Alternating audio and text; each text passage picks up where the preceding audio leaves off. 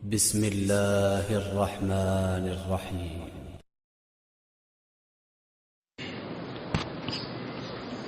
إن الحمد لله نحمده ونستعينه ونستغفره ونعوذ بالله من شرور أنفسنا ومن سيئات أعمالنا. من يهده الله فلا مضل له ومن يضلل فلا هادي له. أشهد أن لا إله إلا الله وحده لا شريك له وأشهد أن محمدا عبده ورسوله أرسله بالحق بشيرا ونذيرا. يا أيها الذين آمنوا اتقوا الله حق تقاته ولا تموتن إلا وأنتم مسلمون. يا أيها الناس اتقوا ربكم الذي خلقكم من نفس واحدة وخلق منها زوجها وبث منهما رجالا كثيرا ونساء. واتقوا الله الذي تساءلون به والأرحام إن الله كان عليكم رقيبا. يا أيها الذين آمنوا اتقوا الله وقولوا قولا سديدا يصلح لكم أعمالكم ويغفر لكم ذنوبكم ومن يطع الله ورسوله فقد فاز فوزا عظيما. أما بعد فإن خير الحديث كتاب الله وخير الهدي هدي محمد صلى الله عليه وسلم وشر الأمور محدثاتها وكل محدثة بدعة وكل بدعة ضلالة وكل ضلالة في النار. أعوذ بالله من الشيطان الرجيم. بسم الله الرحمن الرحيم. قاف والقرآن المجيد بل عجبوا أن جاءهم منذر منهم فقال الكافرون هذا شيء عجيب أإذا متنا وكنا ترابا ذلك رجع بعيد.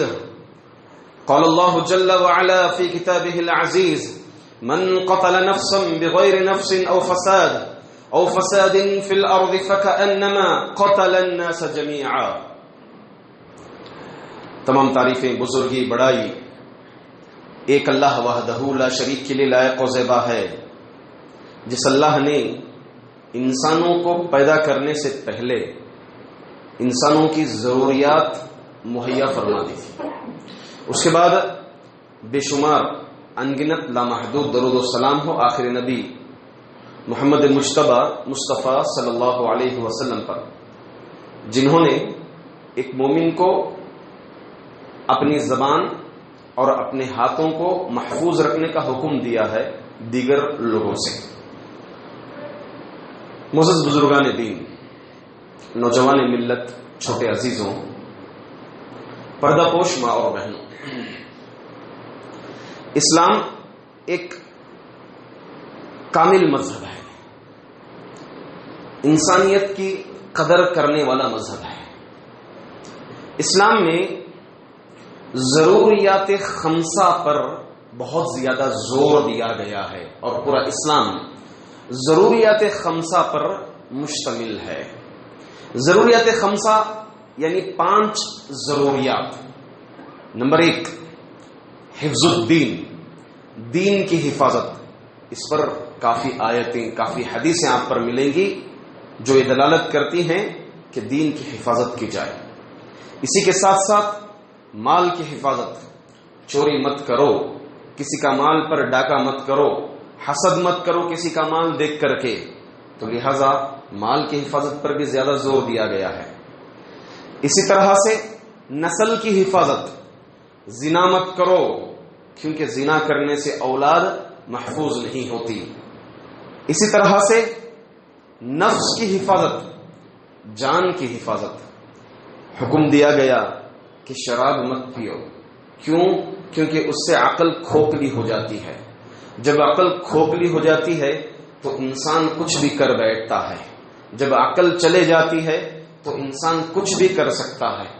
تو بہرحال یہ 5 ضروریات پر اسلام کافی زور دیا گیا ہے. انہی میں سے ایک ضرورت جو میں نے ذکر کی وہ جان کی حفاظت.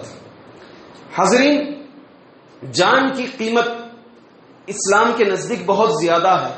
چنانچہ سورۃ توبہ میں اللہ تعالی یہ فرمائے ان اللہ اشترى من المؤمنین انفسهم واموالهم بان لهم الجنہ. اللہ تعالی مومنوں سے ان کی جانیں اور ان کی مالیں خرید لیے ہیں جنت کے بدلے میں. اللہ اکبر. اللہ تعالی ان کی جانیں، مومنوں کی جانیں اور ان کے مالیں جنت کے بدلے خرید لیے ہیں. تو کیا مطلب ہے؟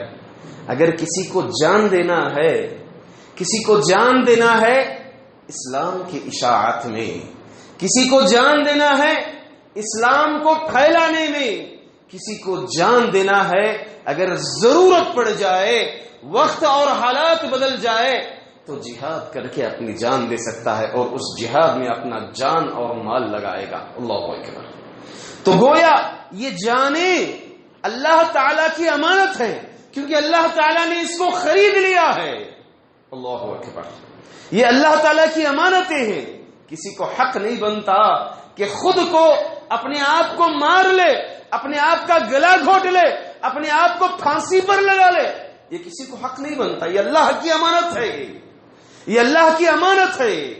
آج دیکھا جا رہا ہے کہ خودکشی عام ہوتی جا رہی ہے، چھوٹے چھوٹے سے مسائل پر لوگ جان دے رہے ہیں۔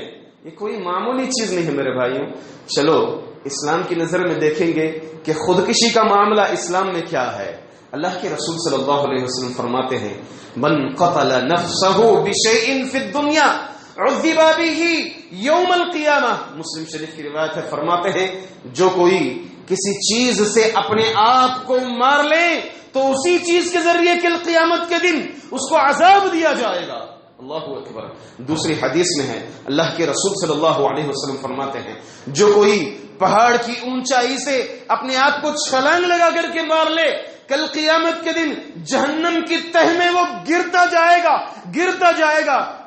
اگر کوئی حدید یعنی تیز چیز لے کر کے، چاقو لے کر کے اپنے آپ کو بھونک لے، کل قیامت کے دن ایک لمبی مدت تک اس کو وہی چاقو دی جائے گی اور وہ اپنے آپ کو بھونکتا رہے گا، اس کی جان جاتی رہے گی، پھر اس کو دوبارہ زندہ کیا جائے گا، پھر اپنے آپ کو مار لے گا۔ اس طرح ایک لمبی مدت کے عذاب میں وہ ملوث ہوگا۔ تو جو دنیا میں جس طرح سے اپنے آپ کو خودکشی کر لیتا ہے، اپنی جان گنوا لیتا ہے، کل قیامت کے دن اسی طرح اس کو عذاب دیا جائے گا۔ اور جو زہر پی کر کے مر گیا، کل قیامت کے دن جہنم کی آگ میں اس کو زہر دیا جائے گا، وہ زہر پیے گا، مرے گا، اٹھے گا، زہر پیے گا، مرے گا، ایک لمبے عرصے تک اس کا یہ سلسلہ چلتا رہے گا۔ حاضرین، حضرت جندب رضی اللہ تعالیٰ عنہ فرماتے ہیں کہ ایک آدمی اپنی جان دے لیا کسی مرض کی وجہ سے، کسی بیماری کی وجہ سے، تو اللہ کے رسول صلی اللہ علیہ وسلم فرماتے ہیں کانا برجل جراح فقتل نفسه، ایک آدمی کو تکلیف تھی، وہ مر گیا، تو اللہ کے رسول صلی اللہ علیہ وسلم نے فرمایا بدرنی عندی بنفسه حرمت علیہ الجنہ، کہ اللہ تعالیٰ فرماتے ہیں کہ یہ میرا بندہ میرے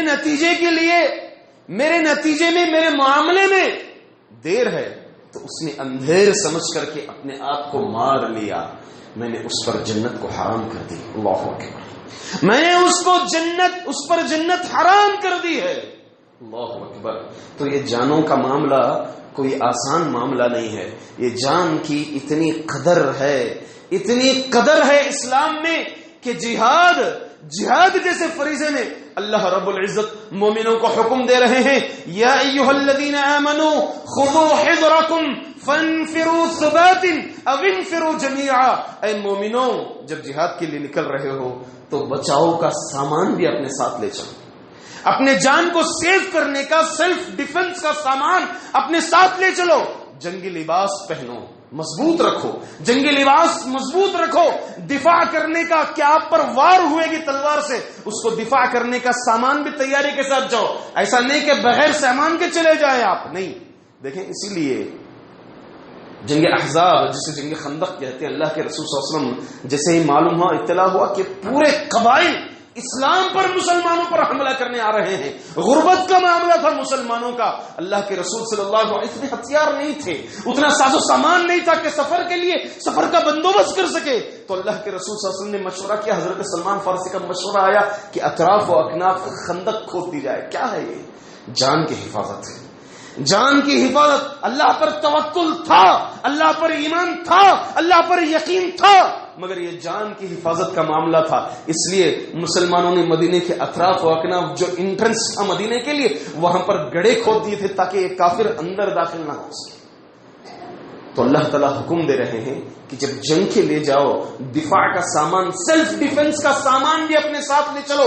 پھر فرماتے ہیں فانفروا ثبات او انفروا جميعا، اگر جا رہے ہو تو ایک ایک کر کے نہیں جاؤ، یا تو گروہ در گروہ جاؤ یا پھر سب مل کر کے جاؤ. اس سے کیا ہوگا؟ معاملہ آپ کی جانوں کی حفاظت کا معاملہ ٹھیک ہوگا. اللہ اکبر. دیکھیں نماز دوسرا رکن ہے، کسی بھی عالم میں معاف نہیں ہی ہے نماز، کسی بھی عالم میں نماز معاف نہیں ہے. بیماری میں ملوث ہے، اس کو چاہیے کہ بیٹھ کر کے پڑھے، بیٹھ کر کے پڑھنے کی استطاعت نہیں رکھتا. اس کو چاہیے کہ لیٹ کر کے نماز پڑھے، وہ بھی استطاعت نہیں رکھتا. اشارے سے نماز پڑھے، اشارے سے نماز پڑھے. وہ کسی بھی عالم میں پانی کے تہ میں ہے، سمندر کی تہ میں ہے، سرچ کر رہا ہے، نماز کا وقت ہو گیا، اس کو نماز پڑھنا ہے، اسی تہ میں نماز پڑھنا ہے اس کو. کسی بھی عالم میں نماز معاف نہیں ہے، مگر حتیٰ کہ جہاد میں بھی معاف نہیں ہے نماز. مگر جہاد کا معاملہ ایسا ہے کہ اللہ رب العزت جان کی حفاظت کی خاطر اگر تم نماز میں ہو تو نماز کی ہیئت بدل جائے گی، نماز کا طریقہ بدل جائے گا. چنانچہ اللہ تعالیٰ فرماتے ہیں وَإِذَا كُنْتَ فِيهِمْ فَأَقَمْتَ لَهُمُ الصَّلَاةَ فَلْتَقُمْ طَائِفَةٌ مِّنْهُمْ مَعَكَ وَلْيَأْخُذُوا أَسْلِحَتَهُمْ فَإِذَا سَجَدُوا فَلْيَكُونُوا مِنْ وَرَائِكُمْ وَلْتَأْتِ طَائِفَةٌ أُخْرَى لَمْ يُصَلُّوا فَلْيُصَلُّوا مَعَكَ وَلْيَأْخُذُوا حِذْرَهُمْ وَأَسْلِحَتَهُمْ. فرماتے ہیں کہ ترتیب ہے، 100 لوگ ہیں مثال کے طور پر، پہلی صف آئے، اللہ کے رسول صلی اللہ علیہ وسلم کے ساتھ ایک رکعت نماز پڑھے. جیسے ہی وہ سجدہ کر لیں، ایک سجدہ ختم ہو جائے، 2 سجدے ختم ہو جائے، تب تک دوسری جماعت ہتھیار لے کر کے ڈیفنس کے لیے یہ مسلمانوں کی حفاظت کرے گی، یہ مسلمانوں کی حفاظت کرے گی جو نماز پڑھ رہے ہیں.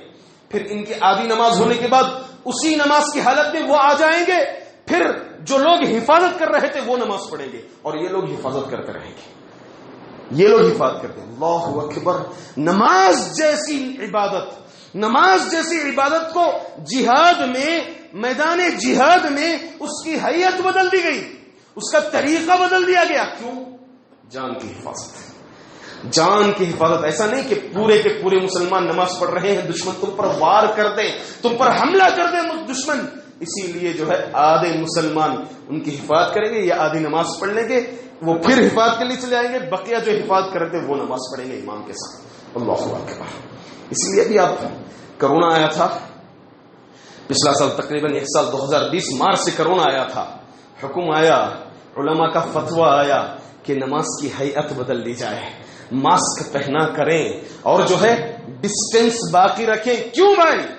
نماز جیسی عبادت جو صفوں کو مل کر کھڑے ہونا اتنی بڑی عبادت ہے، اتنا بڑا اجر ہے، مگر یہاں پر ڈسٹینس کا حکم دے دیا گیا. کیوں؟ تاکہ ایک کا مرض دوسرے کے مرض میں ملوث ہو کر کے کہیں اس کی جان کو خطرہ نہ ہو. اس لیے نماز کی حیت بدل دی گئی جان کی حفاظت کا خیال کرتے ہوئے. معزز حاضرین، اسلام میں جان کی بڑی اہمیت ہے، بڑی اہمیت ہے اسلام میں جان کی. اسی لیے اللہ کے رسول صلی اللہ علیہ وسلم جیسے ہی اسلام کا حکم آیا کہ اللہ کے رسول صلی اللہ علیہ وسلم کو حکم آیا کہ ابھی تم اعلانیہ دعوت کرو، اعلانیہ دعوت کرو، تو اللہ کے رسول صلی اللہ علیہ وسلم کوہ صفا پر کھڑے ہو کر کے اسلام کی دعوت دے دی. مظالم شروع ہو گئے، ظلم و ستم شروع ہو گیا، مسلمانوں پر ظلم و ستم شروع ہو گیا، مارنا، پیٹنا، قتل کرنا، سزائیں دینا. حضرت بلال کو سزائیں اور آل یاسر کو سزائیں، مختلف صحابہ کو طرح طرح کی تکلیفیں دینا شروع کی.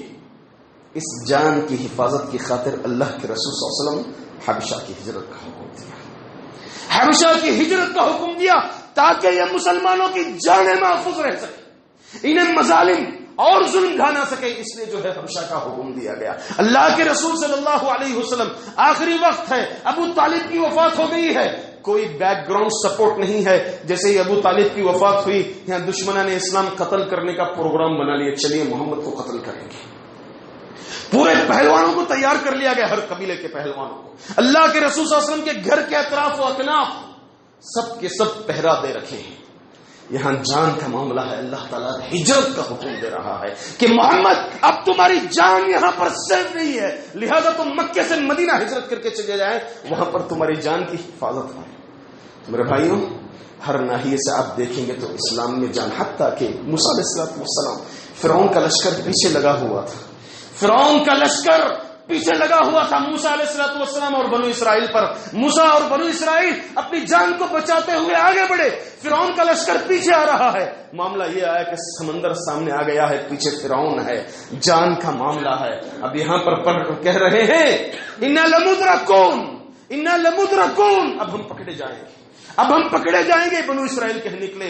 موسیٰ علیہ الصلوۃ والسلام نے کہا قال کلا ان معی ربی سیہدین, ہرگز نہیں, میرے ساتھ میرا رب ہے, وہ مجھے راستہ بتائے گا. تو بہرحال یہ جو موسیٰ علیہ الصلوۃ والسلام کا بھاگنا بنو اسرائیل کے ساتھ اس بات کی علامت ہے کہ اس جان کی بڑی قدر ہے, اس جان کی بڑی اہمیت ہے. حتیٰ کہ حتیٰ اپنی جان نہیں بلکہ دوسروں کی جان بھی لینا یہ شریعت ہرگز بہرگز اجازت نہیں دیتی.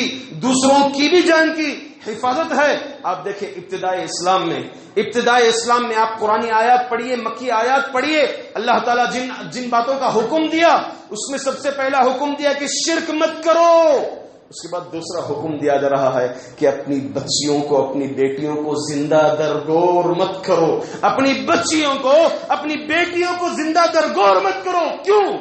یہ جان کی حفاظت ہے. کسی اور کی جان لینا یہ اسلام میں قطعاً اجازت نہیں ہے. حتیٰ کہ اللہ کے رسول صلی اللہ علیہ وسلم جب کسی کو کوئی مسلمان ہو کر کے آتا, جب آپ صلی اللہ علیہ وسلم بیعت لیتے تو سب سے پہلے جن باتوں پر بیعت لیتے, اللہ تشرکو باللہ شیئا, اس بات پر بیعت کرو کہ تم اللہ کے ساتھ شرک نہیں کرو گے, تم چوری نہیں کرو گے, تم زنا نہیں کرو گے, اور تم کسی کو ناحق قتل نہیں کرو گے.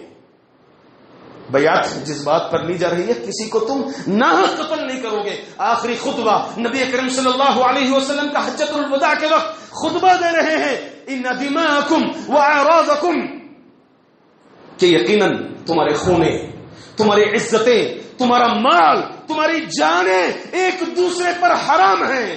جس طرح آج کے دن کی حرمت ہے, اس مہینے کی حرمت ہے, ویسے ہی کوئی کسی کی جان نہیں لے سکتا. حتیٰ کہ اللہ کے رسول صلی اللہ علیہ وسلم فرماتے کہ ایک مسلمان دوسرے مسلمان کو ہتھیار دکھا نہیں سکتا, ہتھیار دکھا نہیں سکتا.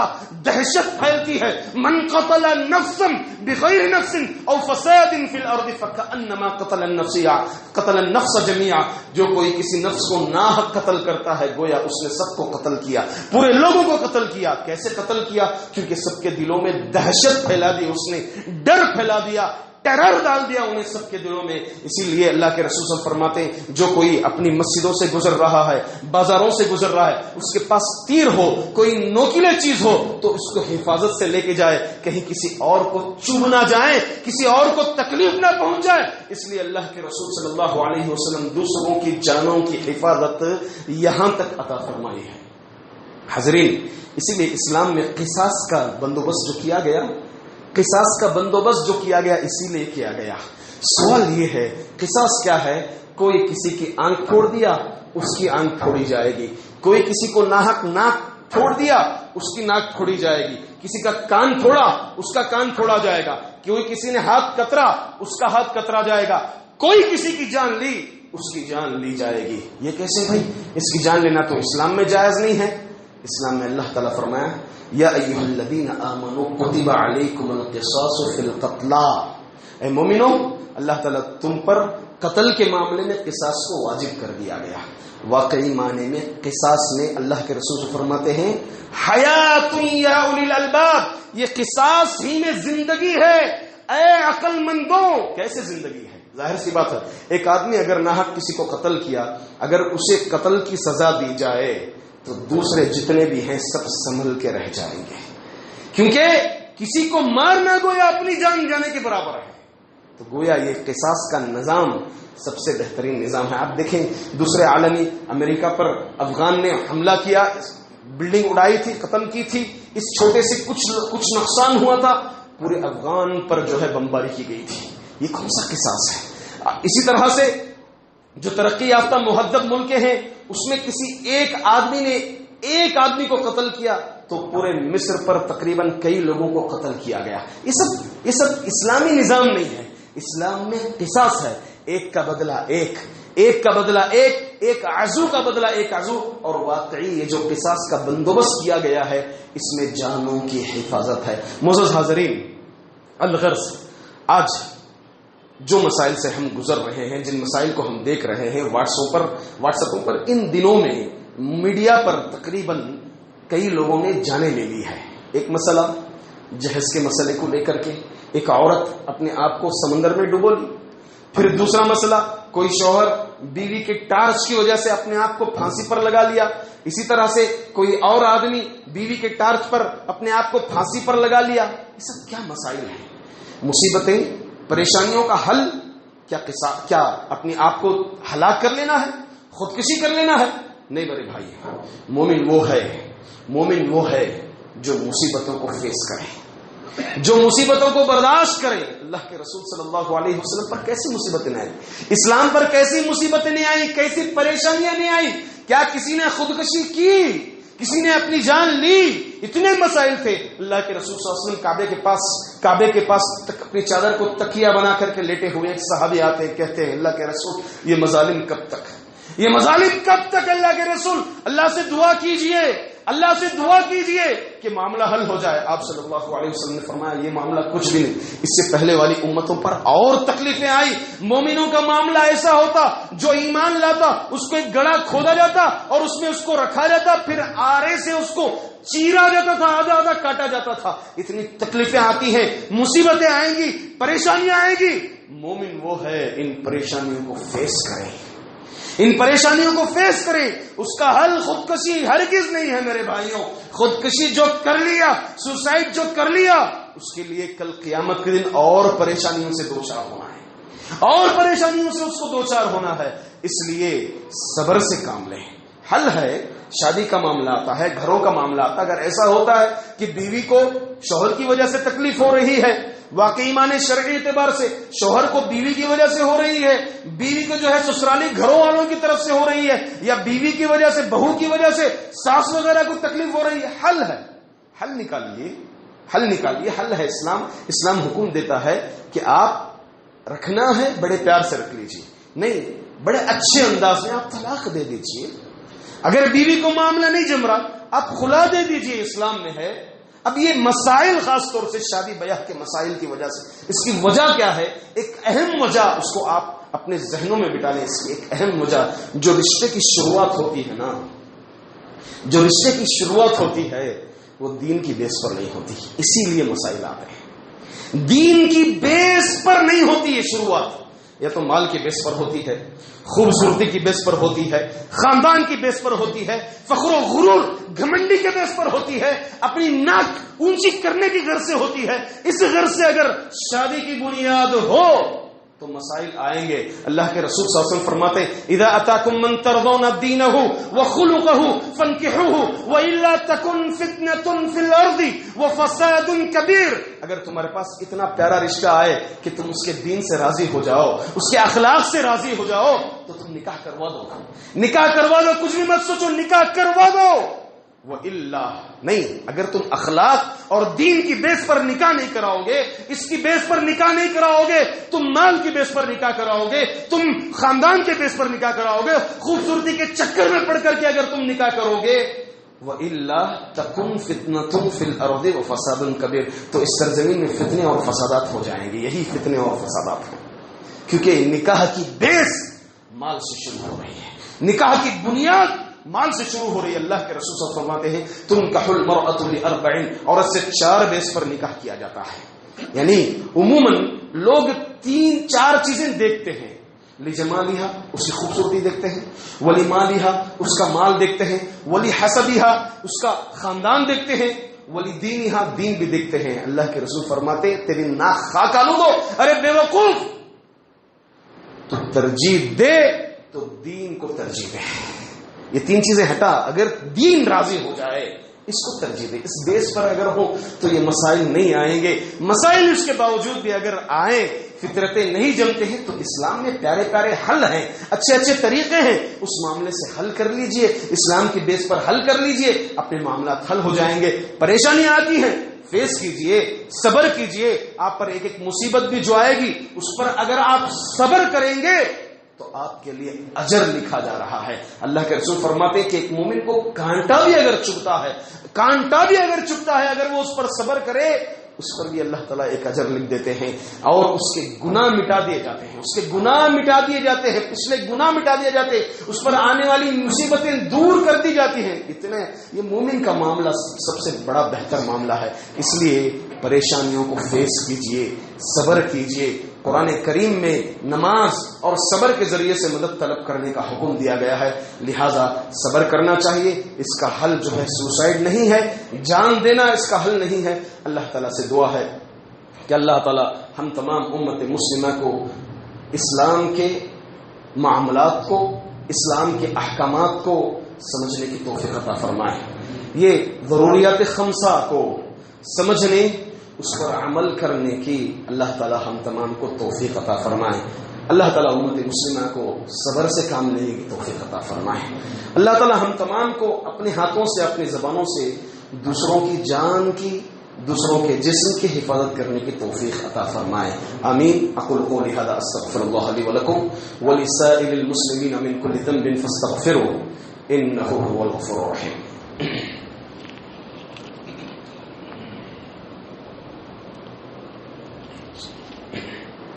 إن الحمد لله نحمده ونستعينه ونستغفره ونعوذ بالله من شرور أنفسنا وسيئات أعمالنا من يهده الله فلا مضل له ومن يضلل فلا هادي له وأشهد أن لا إله إلا الله وحده لا شريك له وأشهد أن محمدا عبده ورسوله أرسله بالحق بشيرا ونذيرا. أما بعد فأعوذ بالله من الشيطان الرجيم. إن الله وملائكته يصلون على النبي يا أيها الذين آمنوا صلوا عليه وسلموا تسليما. اللهم صل على محمد وعلى آل محمد كما صليت على إبراهيم وعلى آل إبراهيم إنك حميد مجيد. اللهم بارك على محمد وعلى آل محمد كما باركت على إبراهيم وعلى آل إبراهيم إنك حميد مجيد. عباد الله رحمني ورحمكم الله، إن الله يأمر بالعدل والإحسان وإيتاء ذي القربى وينهى عن الفحشاء والمنكر والبغي يعظكم لعلكم تذكرون. اذكروا الله يذكركم وادعوه يستجب لكم ولذكر الله أكبر والله يعلم ما تصنعون.